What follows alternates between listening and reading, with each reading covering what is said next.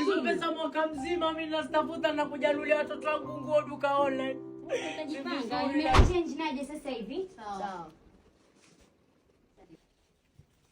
Vipi? Mwenye duka yuko wapi? Ni sisi. Oh, basi alikuwa na oda nguo WhatsApp. Toto lilikuja 10,000. Mshazikumbuka? Sasa basi nataka alikuwa nitolee hizo nguo maana nina haraka nataka kwenda mahali. Sawa, ingia pale ndani na kuletea. Tupatie pesa kwanza. Mbona mna haraka kuchukua pesa? Si pesa nitawapa kwani ninasema. Wewe enda ndani. Hii hapa 10,000. Msema niende wapi? Hapa ndani njoo nikupeleke. Wallahi duka service yake nzuri nimeipenda sana. Sawa.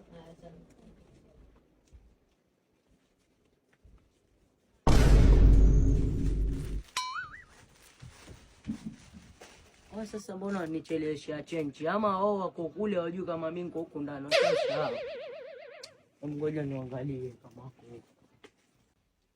huko. Hao wenye duka wapi na mimi nina pesa yangu. Wewe pia na. Wewe nakupata hapa dukani kwangu wewe nani? Nakuuliza wewe nani? Mimi mwenye duka, wewe nani? Mwenye duka na wale wavulana niliwapa zile pesa kina nani? Sijui sasa. Hujui kivipi na wale walikuwa wasubiri change yao wale zao. 10,000 nzima wale Sasa wavulana. kula kwako kwani mimi Usifanye mambo haya. Sasa mimi nitaenda wapi kutafuta hizo pesa?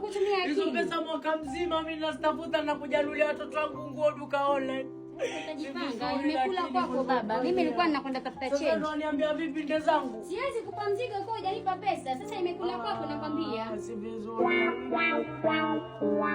Sawa lakini haina shida.